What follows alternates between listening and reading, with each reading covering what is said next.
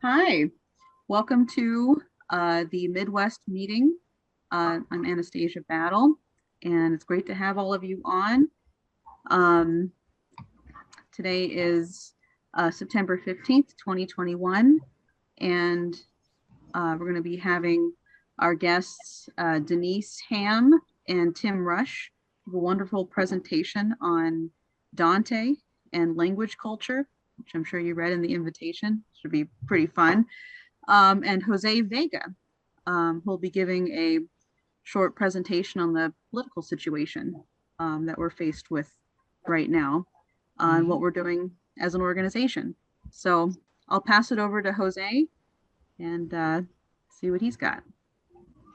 Okay, hello all. I imagine I can be heard a-okay. Okay, so I don't think anyone understood politics and the importance of it better than Dante Alighieri did 700 years ago. One of the most important things about reading Dante is not even necessarily what is in it, but the form and the way it's written. A lot of what goes on today is people who rely on other people to tell them what's going on in the world. And I think that's a product of what Lyndon LaRouche called functional illiterates. In New York City, you have 77% of students who are graduating in New York City high schools. And yet only 46% of them are actually meeting the English competency bar, and only 44% of them are passing the math competency bar. So what do you have going on in the country where you're saying, yeah, these people are totally eligible to graduate high school, but they're not even, what the city would define as literate? So what is the problem exactly? And what is the importance of reading Dante? Now, all I'll say is that we need to use Dante today as he uses the character Virgil in his narrative. I think Dante today is our life raft because we are living in the hell that he described times 10. I think we live in a time where the 7 deadly sins have been multiplied and are on steroids. And so I'll just say one more thing, which is that, there's been a lot of progress made in declassifying a lot of these 9/11 documents. And so when these documents are released, people, rather than reading from the source, rely on a competent press to summarize for them exactly what's in the report. And I think that that's kind of a hole that this organization has filled in with our daily briefings and our daily reports and our EIR. We are one of the only organizations that really give you a competent overview that you can trust. And a lot of what's out there is meant to misinform you. As Denzel Washington said, if you don't read the news, you're uninformed. If you do read the news, you're misinformed. And Dante teaches us that in order for us to stay informed, we must be literate. And what does that mean? Well, I'll leave it to our presenters. So thanks. Okay, thanks, Jose. I'll be starting, and then Denise will be coming in partway, and I'll introduce that section in a little bit later. I think the best way to, the best introduction to Dante is not anything I would say, but what we have from Percy Shelley. Many of you may have seen some quotes from him that we put into the invitation for tonight's discussion from A Defense of Poetry. I'm going to read a little bit of that because, as I say, I think it really is the finest introduction you could have. For those who haven't had the pleasure, many people may know the part at the end of A Defense of Poetry, Shelley's essay, where he says that there are times where the power to communicate and receive impassioned conceptions regarding man and nature is enhanced, and that the poet is the unacknowledged legislator of the world. Do yourself the great joy of reading the entire essay. The quality throughout is just astonishing. the depth of the conception, and he brings a poet's form of presenting it. So in effect, Defense of Poetry is a poem itself. So I would urge people to look at the entirety of it. This is from an earlier section of it. And Shelley says, a man to be greatly good must, oh no, let me start even a little bit earlier than that. He says, as against ethical science, basically Kantian do's and don'ts. As against ethical science, poetry acts in another and diviner manner.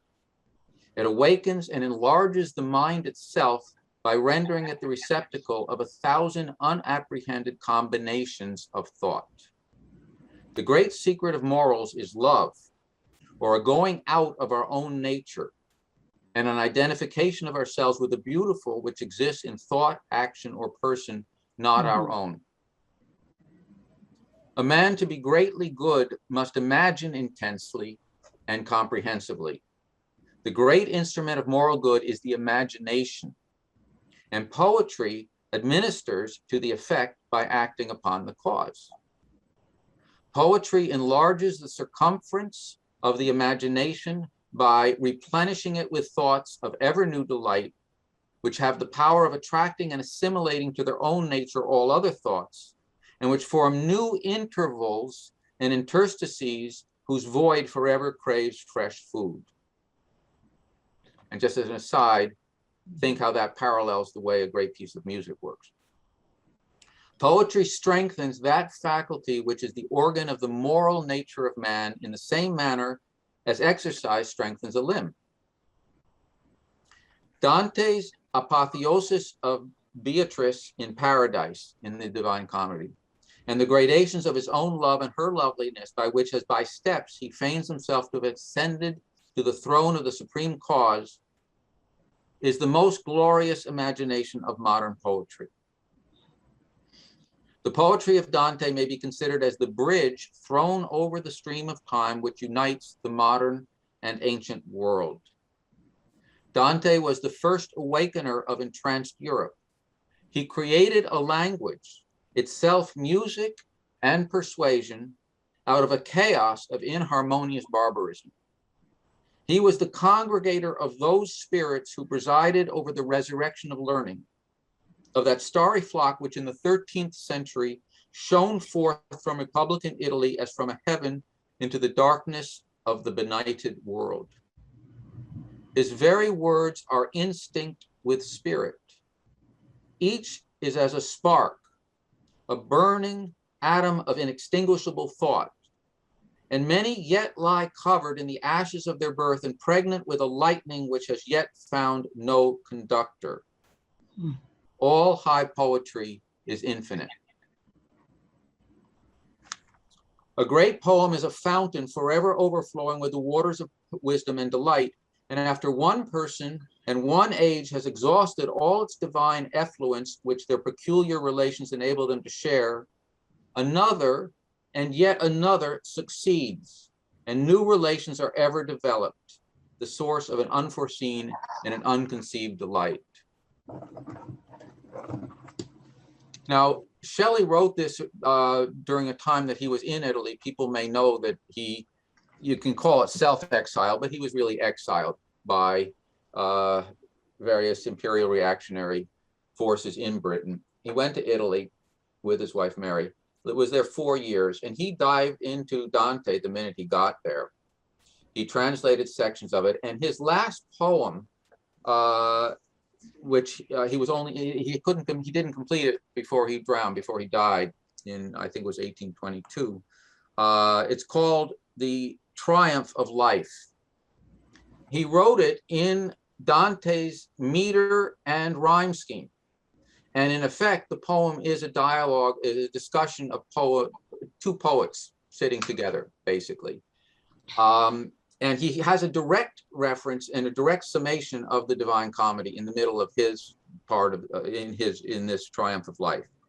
He says, "A wonder worthy of the rhyme of him who from the lowest depths of hell, through every paradise and through all glory, love led serene, and who returned to tell the words of hate and awe, the wondrous story how all things are transfigured except love. It's almost heartbreaking because the poem is incomplete. It stops right in the middle of a line.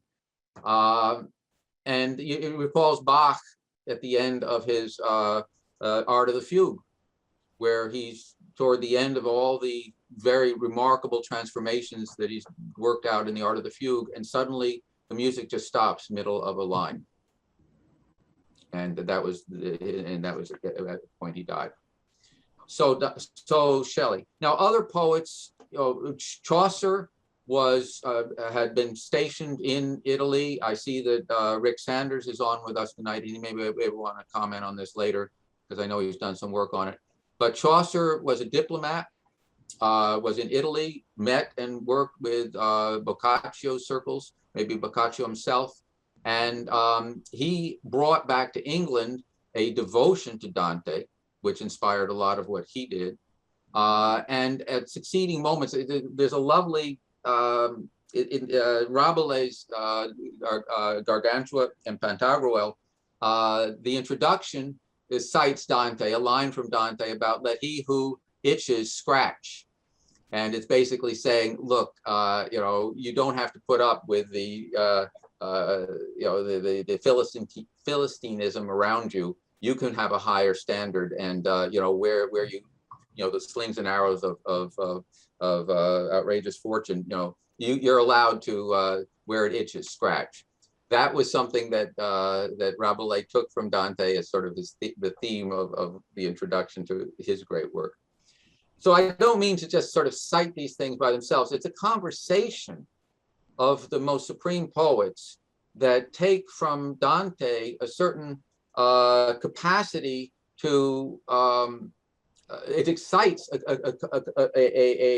passion, and this is something that Denise brought up a month ago around Dante, a real passion for being able to touch the fount of human imagination, aspiration, and what we're going to be doing tonight is trying to give people a kind of why is this so? What is there embedded in Dante? And I'll be developing some passages with facing page, Italian and English, so that we can actually get a real taste of what it is that has set over these 700 years. And by the way, his death was something like September 13th or 14th, 1321. So basically yesterday was the 700th anniversary of his death. Now I'm going to bring up a Google screen share here. Let's see if this works. Share. Okay. Can people see this? You can. Okay, great. So now I have to do one more thing here.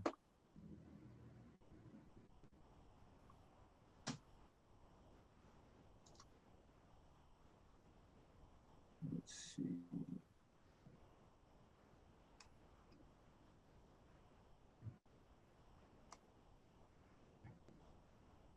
Okay, I'm going to stop the share for a moment and see what I'm missing here.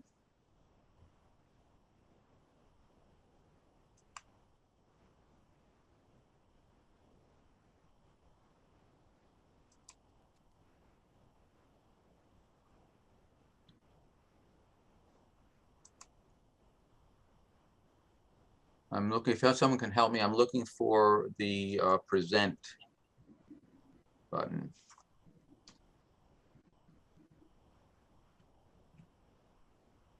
You're talking about on your presentation? Yeah, because I'm not able to move it press, forward. Okay, if you press escape. Okay. Then that'll take you out of this. Well, I can stop the share, you're saying? Well, escape just takes you out of the Dante class. Okay, there we go. There you go. Okay. And then you can go to present from Right. there, Good. Let me just which is that button on the top, right. on the top right. Uh-huh. Move this down.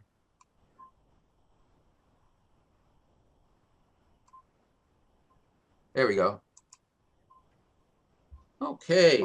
Thank you very much, Anastasia. No problem. There we go. Okay.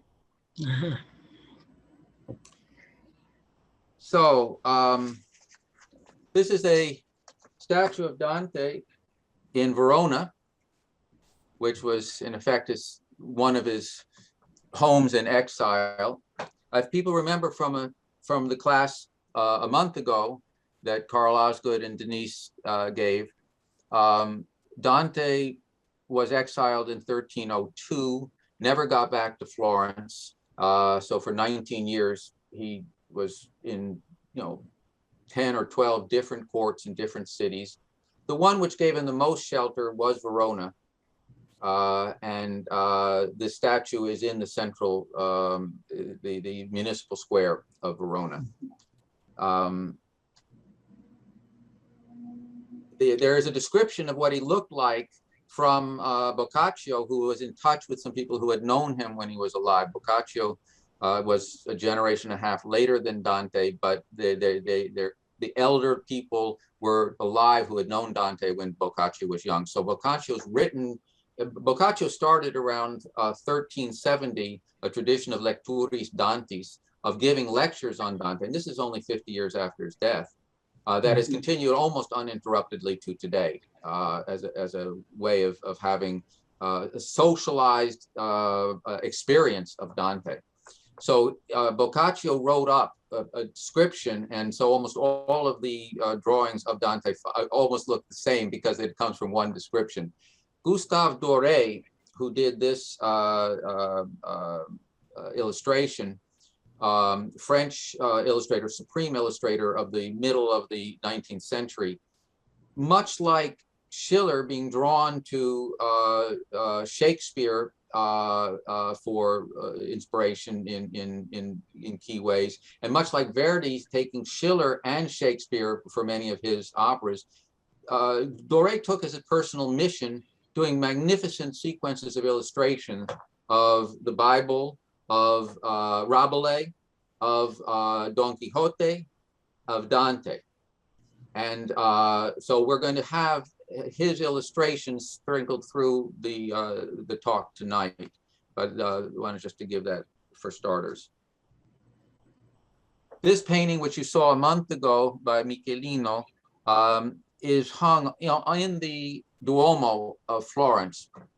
And I just brought it back because it is such a colorful way to get the three cantiche, or the three sections of the Divine Comedy, all visually powerfully presented.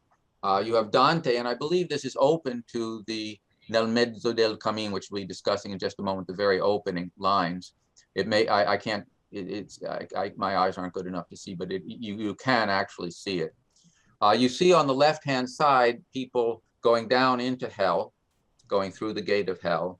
To Dante's, actually, I'm going to use my pointer here. Let me bring up the pointer. There we go. So here you've got the mountain of Purgatory, and Denise will be discussing that a bit. And then here, arching above, are the various levels of Paradiso, paradise, and there are 10 of those. You see over here the defining architecture of Florence. Here's the dome, which and here's the Palazzo Vecchio, and here's the Giotto's Tower next to the Duomo. I should just mention, because it's interesting to have the architecture here, that when Dante was particularly active, he was born around 1265.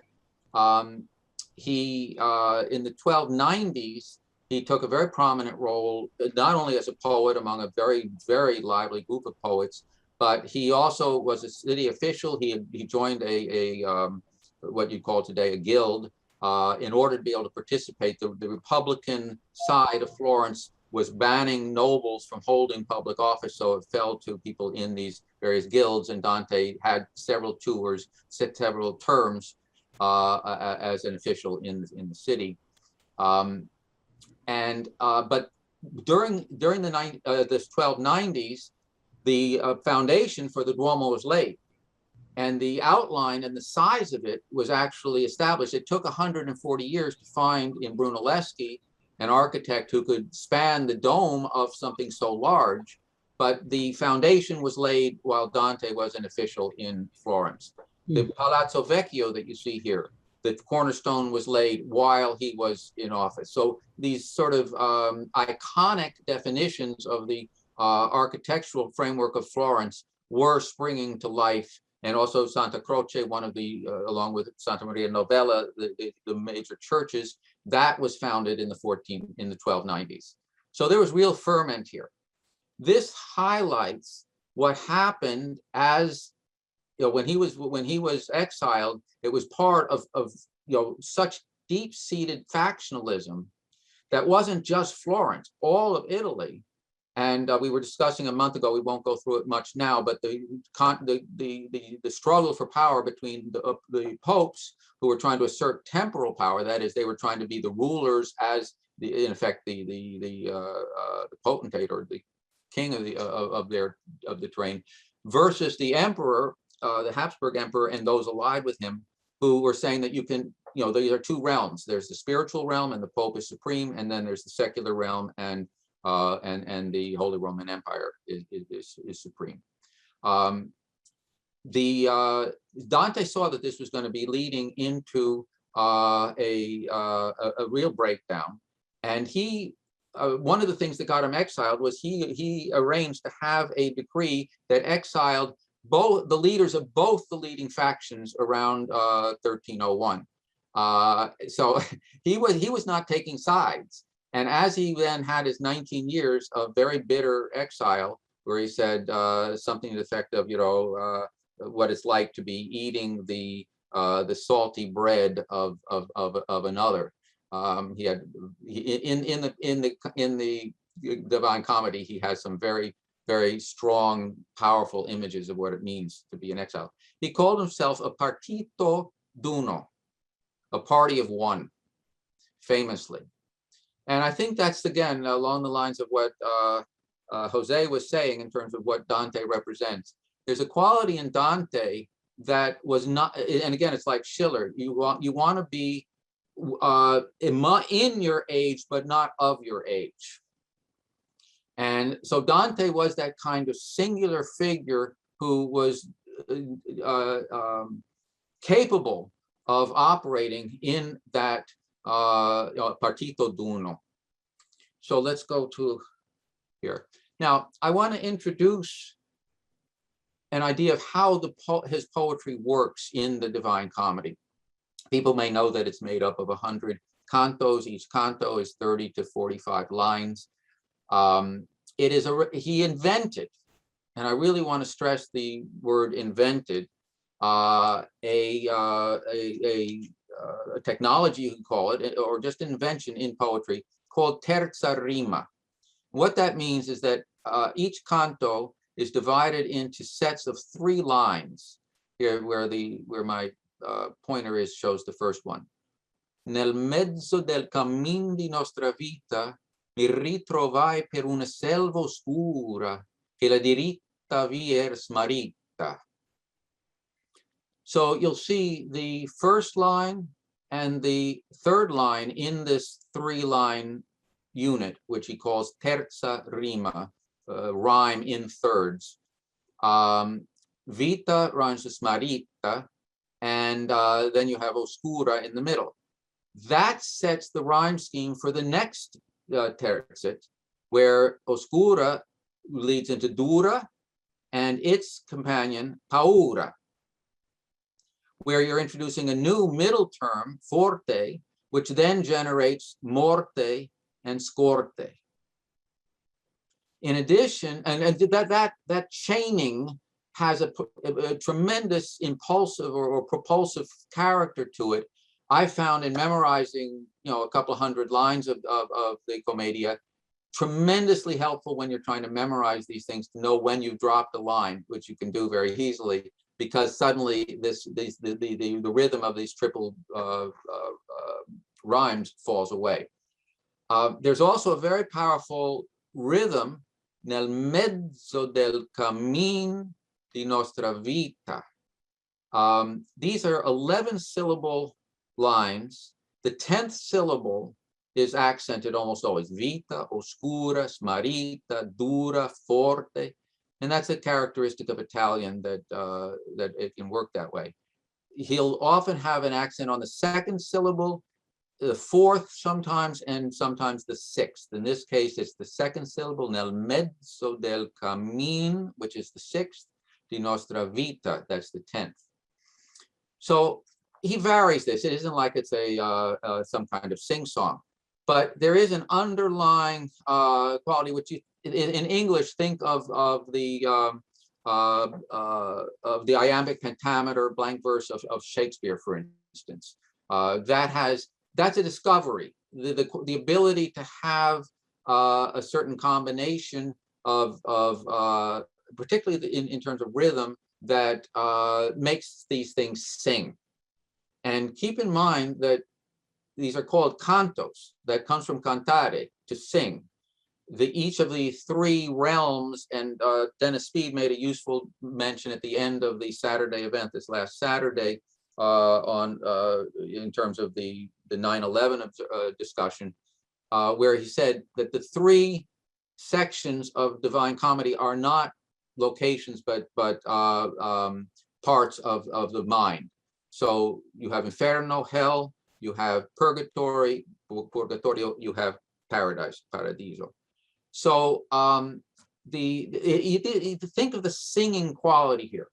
Now, it's not only singing a pre-existing language, and this is the thing that Shelley so focused on when he said that he pulled together a language out of barbarisms.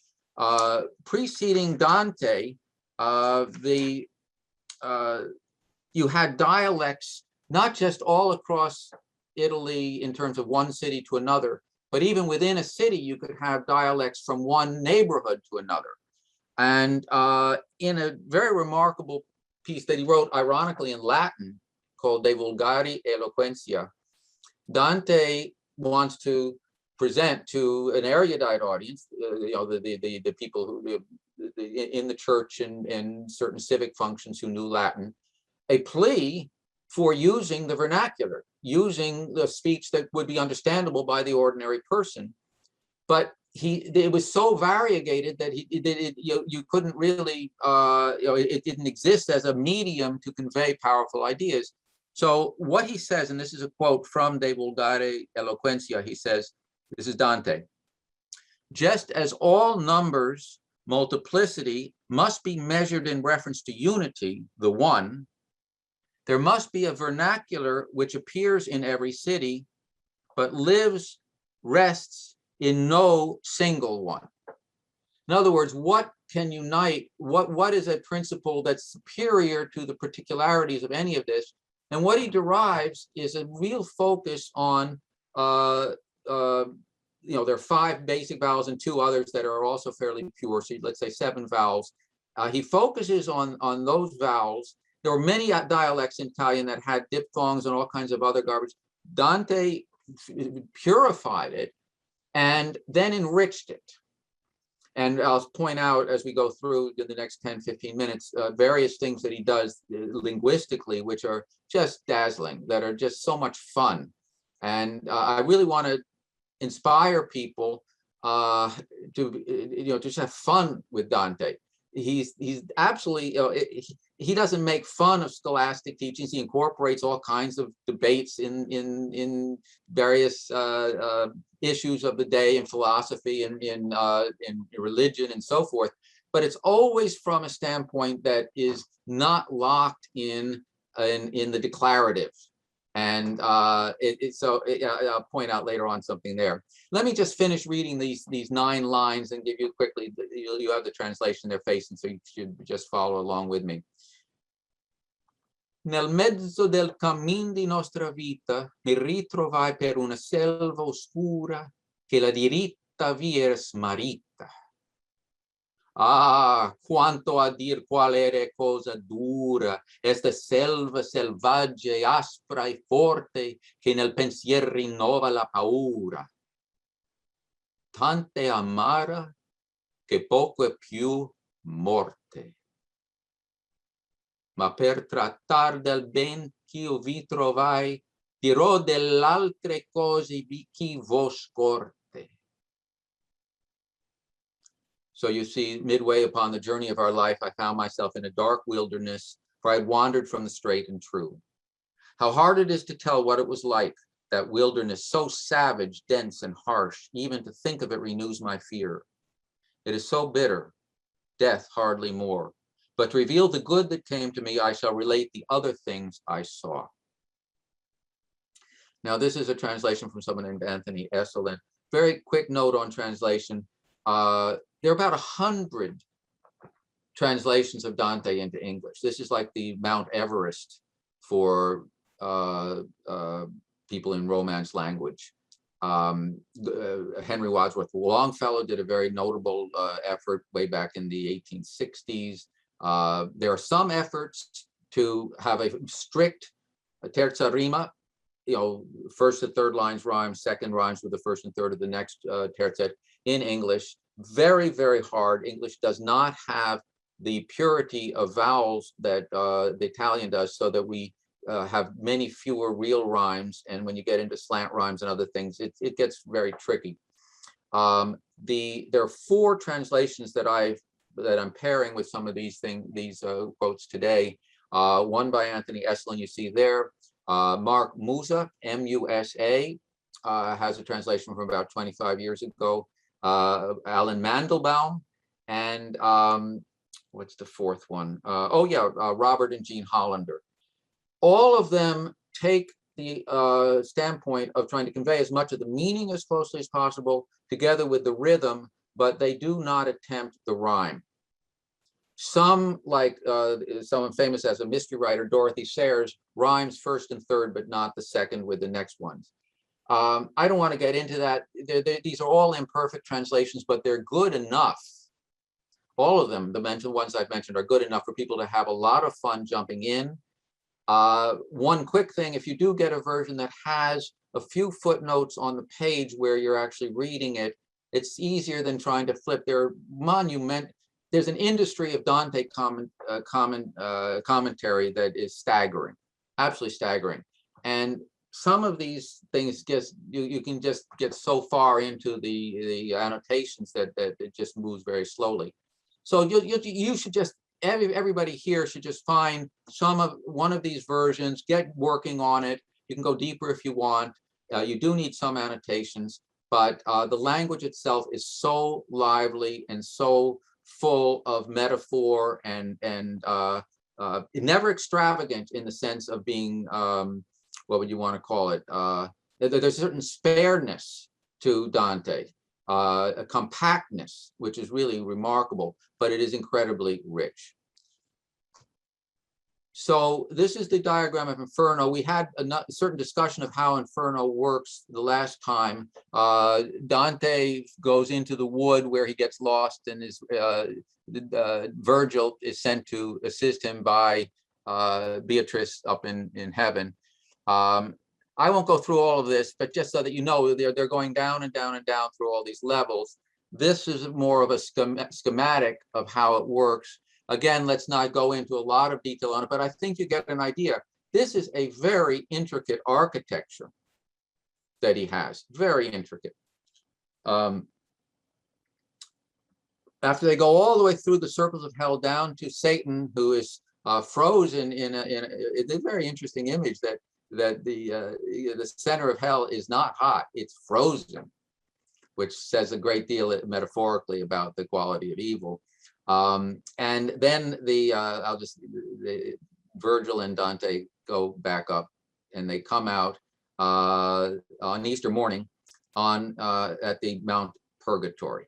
Now this is, as Denise may mention, this is an invention of Dante. Previous to Dante, even purgatory was a relatively new doctrine, gradually being picked up by the church. It's maybe 100 years earlier. But the idea that you actually have a location with a geography is entirely Dante. So let me turn, this is when they emerge and they are able to see the stars again. The famous line is, uscimmo a riveder le stelle. We came out, we exited hell, and we were able to see the stars again. And just to introduce, Denise will carry us through Purgatory. Now, just the first few lines of Purgatory. Percorrer migliori acque, alza le vele ormai la navicella del mio ingegno, che lascia dietro a sé mar sì crudele.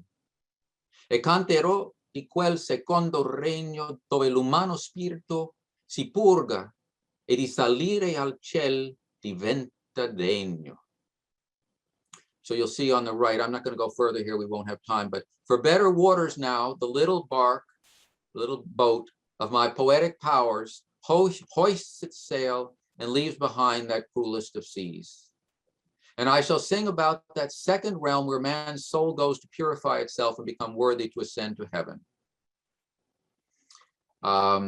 So there's some beautiful lines here just to get an idea of the sheer beauty of the poetry. This one down here where I have the thing, dolce color d'oriental zafiro, the tender tint of Orient sapphire. These are the kinds of absolute, it's just such a beautiful quality of language that you find yourself transfixed. So let me hand things over to Denise and Purgatory.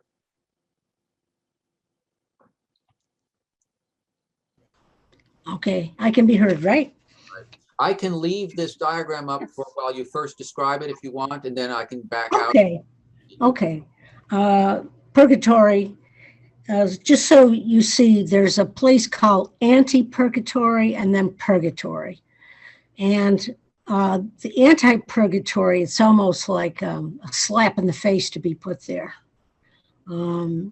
Because basically what it is people who at the last moment of life said, God, forgive me, and were able to escape hell.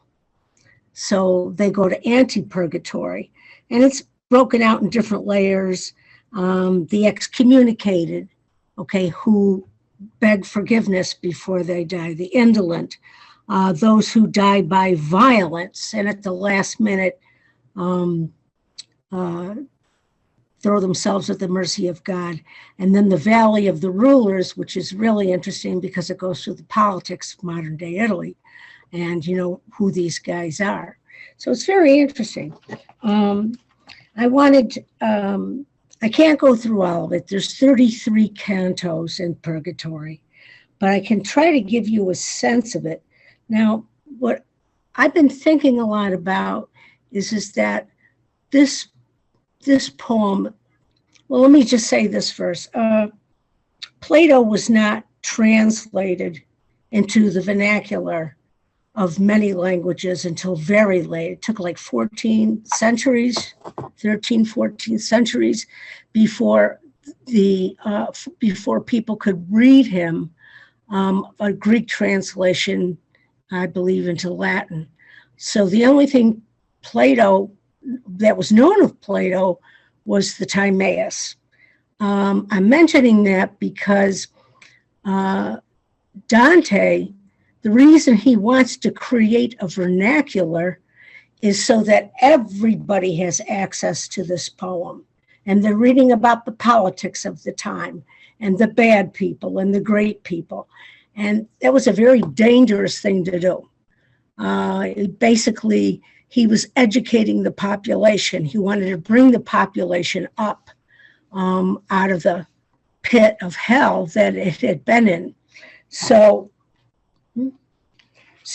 anyway, I wanted to say that, and that basically, were it not for Dante, you would not have an Italian Renaissance.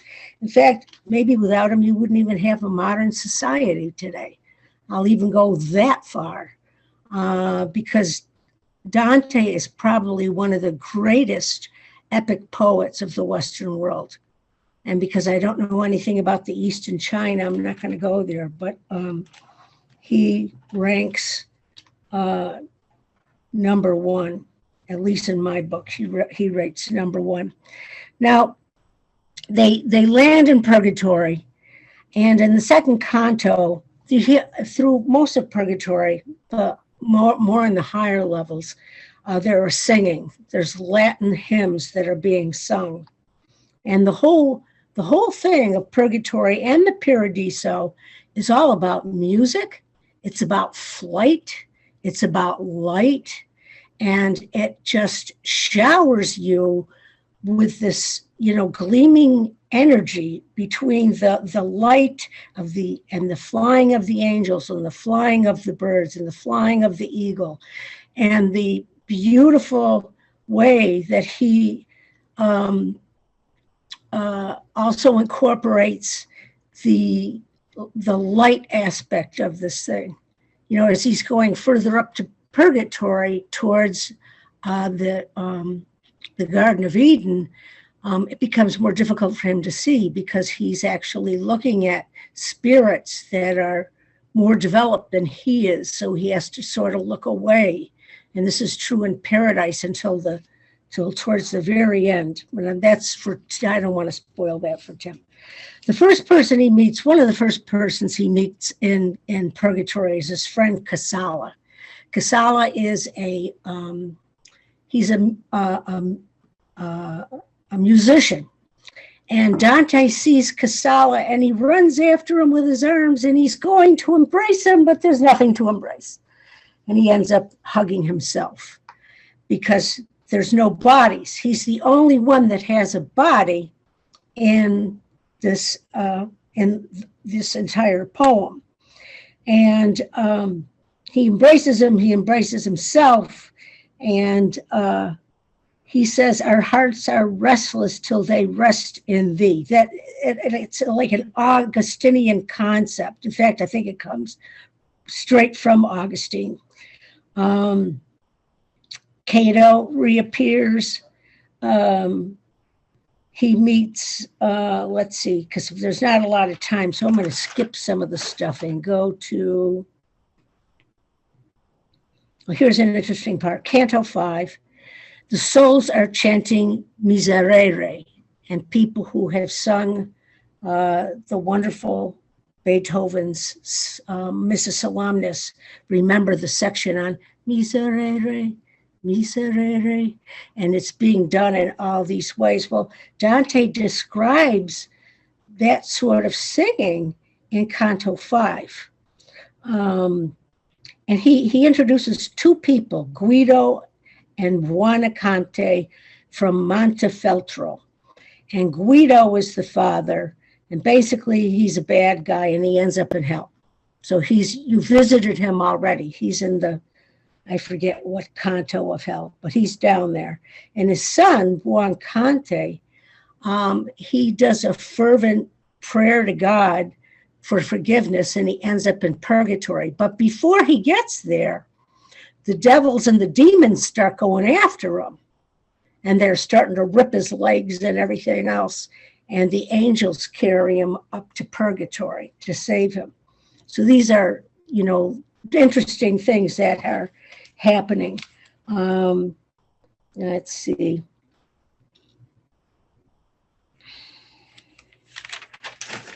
I think I'll go to the eagle. Okay, let me bring that up. Yeah, give me the eagle. Got it.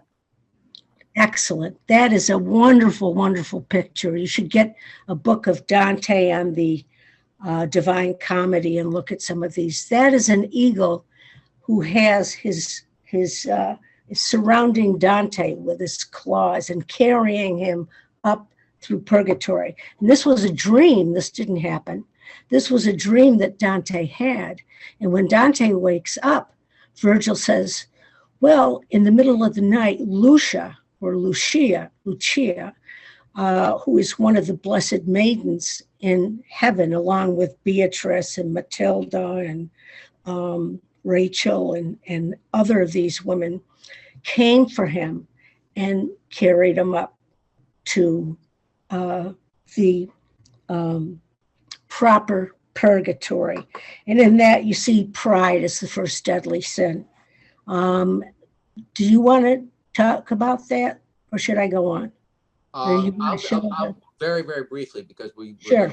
short on time, but I will do that. Okay, no, that's Okay, here. This is the legend, the Terrace of Pride, and Dante felt that that was one of his real sins, and he puts himself in the poem, as someone who really needs to get this corrective. But let me get to this is the image by Doré. In this circle, the prideful have to carry huge stones on their backs, and they're all bent over. And you see, let me get the thing here. Here's Dante leaning over, and he's talking to someone named Oderisi, who was an illustrator of illustrated manuscripts. Not this particular one, but I just wanted to give you a sense of it.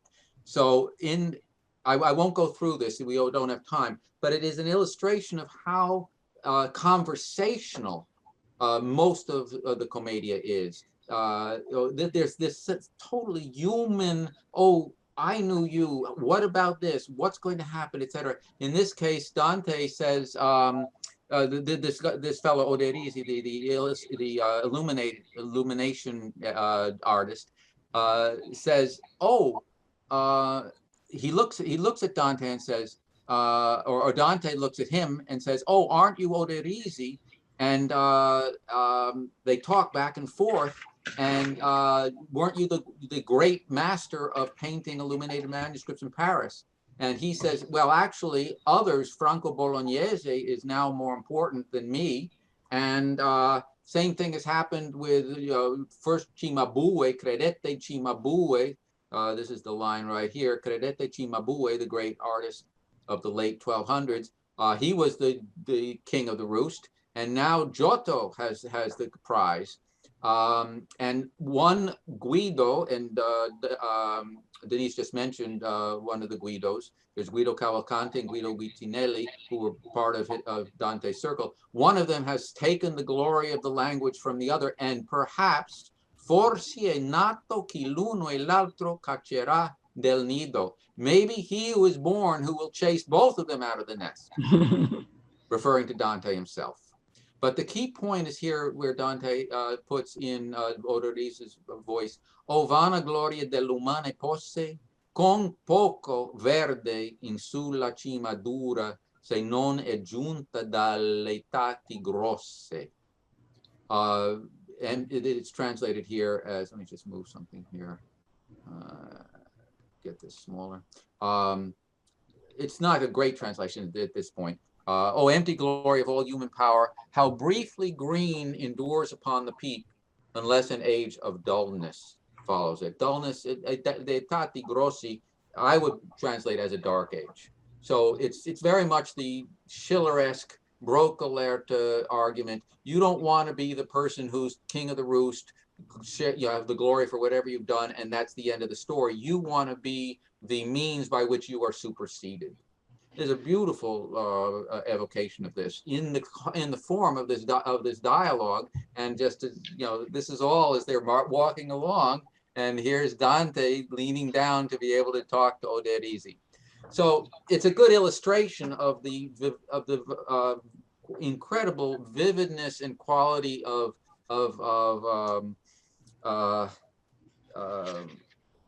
conversation. I guess I'm using this fairly frequently, but it is a way to completely clothe all of this discussion not as a didactic question, but as a beautiful sequence of these interactions. So take it away again. Okay. Skipping ahead, because we're using a lot of time here. So I'm skipping ahead to Canto 16. That's smack in the middle of the whole Purgatory. It has 33 cantos, and right in the middle of Canto 16, the idea of free will is brought about, which I found very, very interesting.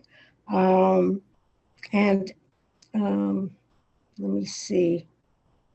there's a whole discussion here. Okay.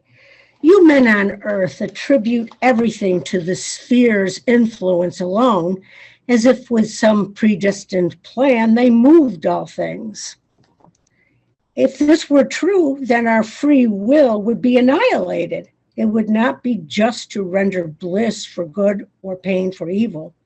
The spheres initiate your tendencies, not all of them, but even if they did, you have the light that shows you right from wrong. And your free will, which though it may grow faint in its first struggles against the heavens, can still surmount all obstacles if nurtured well. You are free subjects of a greater power, a nobler nature that creates your mind, and over this, the spheres have no control. What he's meaning, he means astrology.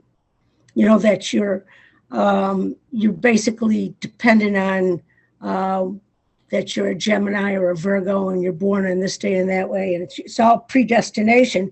And Dante takes this and just throws the book away on that and said, oh no, from the hands of God who loves her even before he gives her being, there issues forth just like a child, all smiles and tear at play. The simple soul, pure in its ignorance, which, having sprung from her creator's joy, will turn to anything it likes. And then it goes on. But that's a very, very important concept. And it's something that was fought through all of the entire history of the Protestant and Catholic Church, is whether or not man has free will. And I won't go into that. There's a lot on that, on Erasmus and Luther that I could talk about, but that's something else. Let's see. So that's what he's talking about on free will. And let's see, where do I skip to?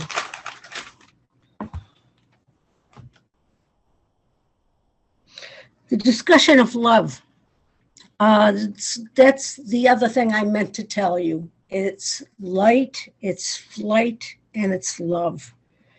And all of these in Purgatory is really, it's love that has turned sour. You look at the prideful. You look at all these various things.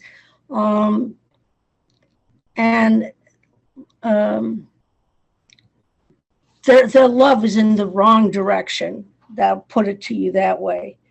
And in Canto 18, Virgil continues his lecture on love, that reason is necessary to distinguish real love from the perverse. And Virgil tells Dante that he will get the best information from Beatrice when he sees her. Beatrice is his, I don't want to say muse because that's wrong, but she is his ideal of the Empyrean, of being close to God, what it's like to be so close to God. And many of the times when Dante is traveling with Beatrice in paradise, he cannot look at her because she is so bright and shining that he literally feels himself going blind. But, you know, Virgil says, you know, for a lot of your information, you're going to have to wait till you get to paradise, assuming we move on here. And Beatrice will teach you these things. I wanted to read, let me see if I still want to. Canto 18.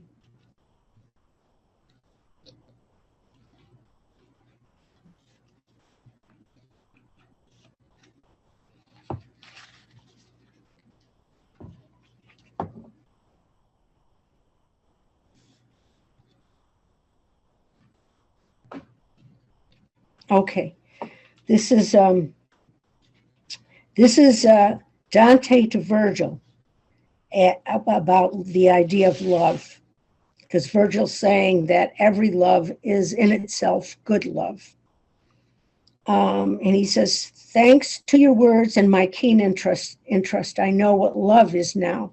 But knowing this brings more uncertainty. If love comes from a source outside of us, the soul having no choice how you can praise or blame it for its love or good or bad. And he to me, I can explain to you as much as reason sees. For the rest, wait for Beatrice. It is the work of faith. And then he goes on and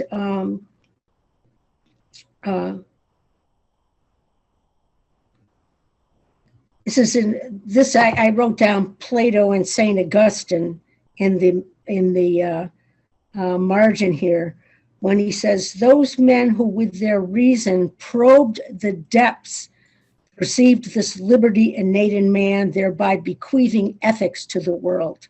Let us assume that every love burns in you, arises through necessity. You still have power to restrain such love. This noble power Beatrice knows as freedom of the will. Remember that if she should ever mention it to you. So then, skipping ahead further, we'll go to the point of purgatory where he's getting out of purgatory. He's washed through his sins, the major one being pride, and he's interviewed just about everybody in purgatory on the way up, which causes him to be late to meeting Beatrice. And he comes to what's known as the wall of fire.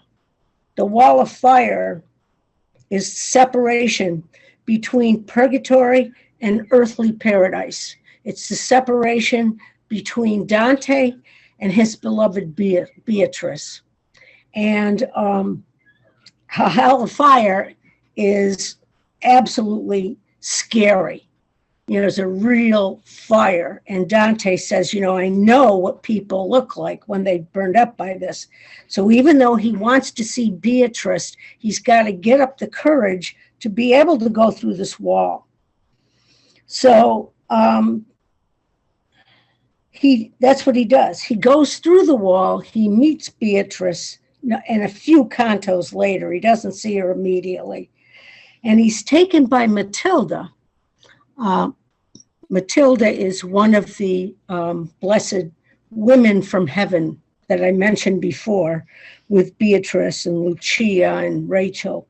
And Matilda takes Dante to the Lethe River, spelled Lethe. I don't know if I'm pronouncing it right. And that is the translation. Lethe is oblivion. And when you are immersed in the Lethe, then all of the evil that, you know, you feel guilty about is washed away. You can see that you have been in the past, but it's no longer, you know, a stone sitting on your head. So this is what she does for him. Later on, what she does is after he talks to Beatrice, she takes him to the, I think it's pronounced Uno or UNA, and it's spelled EUNOE with, and it looks like an umlaut over the E. And what happens in earthly paradise is all of a sudden the birds are bursting. They're singing all over the place. There's even dancing. And basically people are gathering flowers and carrying on discussions. And these penitent singers are now able to sing, and as well as everything else. And it really reminded me so much of Shelley's to a Skylark. Just reading through it just reminded me of that wonderful poem. I don't know if if Shelley was influenced by that, but since he was reading Dante and translating him, it wouldn't surprise me a bit if he got some of the ideas from there. Now, he meets Beatrice. Now, let me get to that page. He meets Beatrice, and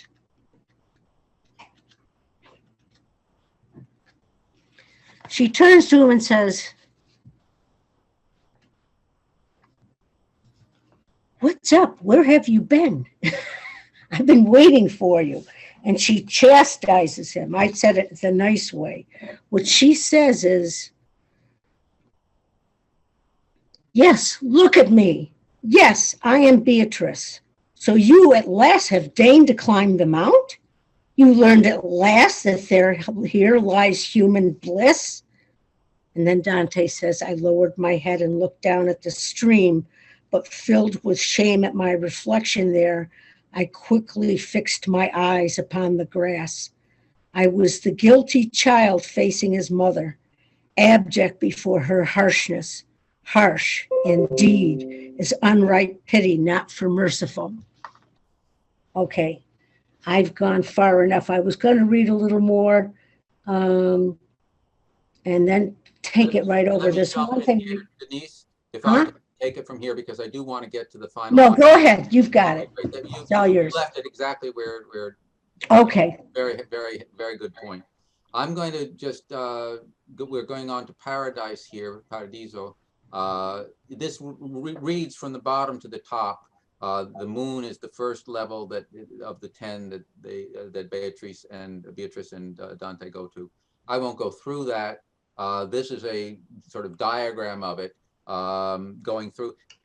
Each one of these is kind of a metaphor for a discussion of various philosophical themes, historical. There's 3 chapters of a forerunner of Dante named Cacciaguida, which is all the forecast of what is actually happening in Dante's lifetime, as if it were a forecast. And then you get to the Empyrean up on the top here. And I'm going to skip this. This is Doré's vision of the Empyrean. It's just magnificent. Gives you some idea of what Denise was emphasizing about the quality of light. I would add the quality of motion, because think all 3 cantos develop some idea of circular action going down in hell, circular action winding up around purgatory, and then circular action which is coextensive with the circularity of the revolving heavens. And Doré captures that in a very beautiful way here. I'm going to just, we're going to go to the final canto of Paradise, and then that'll conclude what Denise and I are presenting, and then we'll open it up for discussion. This is such a dense, magnificent stretto of the entirety of the Commedia that it's just unbelievably rich. Lyndon LaRouche once commented on this canto, and particularly the ending part of it, that it is a metaphor of metaphors. And I just leave you with that idea as we go through it briefly here. This is the phrase that I just wanted to, these are various visions that involve qualities of light. And as Denise said, he only gradually develops the power to be able to see in this light. And it means that his powers of getting out of sense certainty and into some idea of the unseen of the workings of the universe, this is strengthening. And it says here, nel suo profondo vidi che s'interna, legato con amore in un volume, ciò che per l'universo si squaderna. In looking into this light, the eternal light, in its depth I saw contained, bound by love into a single volume, the pages scattered through the universe. It's a magnificent metaphor of what underlies physical objects in the universe. What are the creative unseen laws and processes that generate what we see in the universe. The pages scattered through the universe. And just in terms of his language, this word here, squaderna, is invented by Dante. Those of you who know Spanish and some other Romance languages, you may see in here cuaderno, which means notebook in modern day Spanish.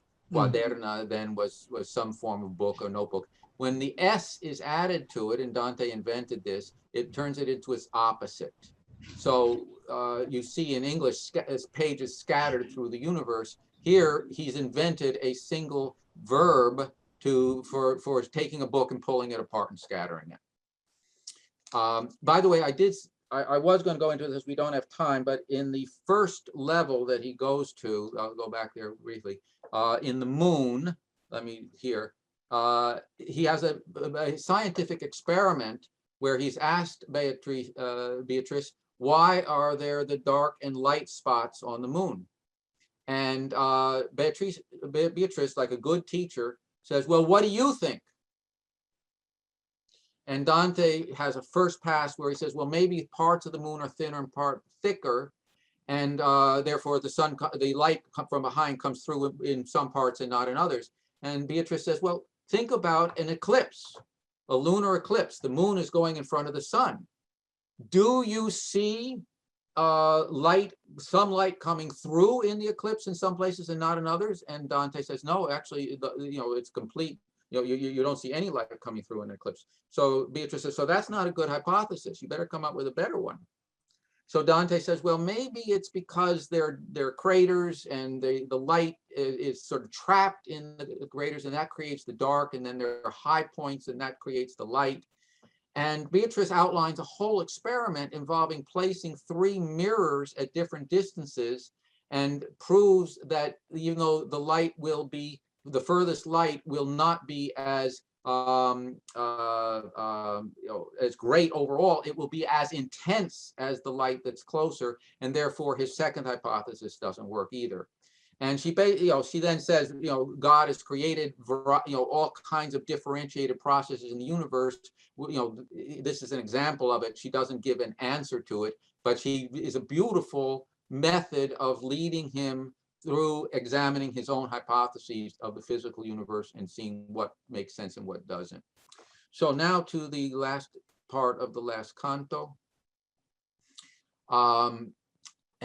This is what we'll wind up with before we open it up for the discussion. He's seen various images, and one very, very strong image of the light, which we've just touched on. And he says it isn't that it wasn't that the light was changing, but it was that my sight was gaining strength even as I gazed at that soul semblance, that image. And as I changed, and this is what I really want to emphasize, mutando mio, a me si travagliava. As I changed, it too was being in my eyes transformed.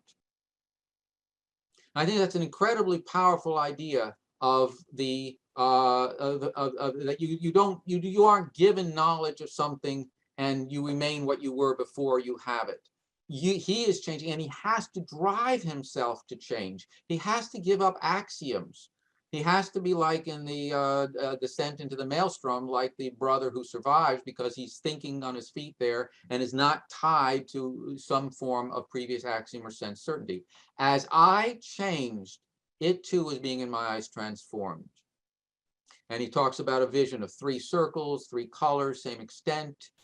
They reflected each other. Come iri da iri, as a rainbow is reflected by another rainbow. And if people have seen double rainbows, you may know that the color scheme of the lower rainbow is reversed in the upper one. And he very clearly had that image in his mind here. And then the third, these are various metaphors for the Trinity. The third, the Holy Ghost or the Spirit, Santo Spiritu, seem fire equally breathed forth by one and the other. And then he says, how scant my speech, too weak to frame my thoughts. My words are faint. I'm sorry, let me go back here. That circling which thus conceived appeared in you as light's reflection. Once my eyes had gazed on it a while, seemed within itself and its very color to be painted with our likeness. Mi parve pinta della nostra effigie. Man created in God's image and likeness. So he's trying to understand the Trinity. He's trying to understand the Godhead. He's trying to understand the principle of the generative principle of the universe. And the whole trip through all three realms of the mind has led to this point. And it isn't that it's reduced to man, but that man is the microcosm of the macrocosm. And this is what he sees here. And then this final sentence. By the way, this is this qual e geometra, like the geometer. He then goes through several tercets, and then he says, tal era io, so was I. He develops these extended similes that they call them epic similes, and this is one of the most beautiful. I'll just recite these last lines and then go through the translation. Qual è il geometra che tutto s'affigge per misurar lo cerchio e non ritrova pensando quel principio onde egli indige. Tal era io a quella vista nuova. Veder voleva come si convenne l'imago al cerchio e come vi si indova, ma non eran da ciò le proprie penne, se non che la mia mente fu percossa da un fulgore in che sua voglia venne, all'alta fantasia cui mancò possa. Ma già volgevi il mio disio e il velle, sì come rotta che ugualmente è mossa, l'amor che muove il sole e l'altre stelle. So he's saying, like the geometer, who fully applies himself to square the circle and for all his thought cannot discover the principle he seeks. Such was I at that strange new sight. I tried to see how the image fit the circle and how it found its where in it. Now that seems like a very awkward translation, but it is. I appreciate the translator here. Another case where Dante's just invented a word. He's saying, I wanted to see how the image fit in the circle, and como vi s'indova. Now, many of you may know that the expression for where in Italian is dove, D-O-V-E, dove. So Dante has invented a verb form of where and made it reflexive. So s'indova is literally where it places itself, but he's had this incredibly condensed form of expressing that. But my wings had not sufficed for that, had not my mind been struck by a flash of lightning that granted what I asked.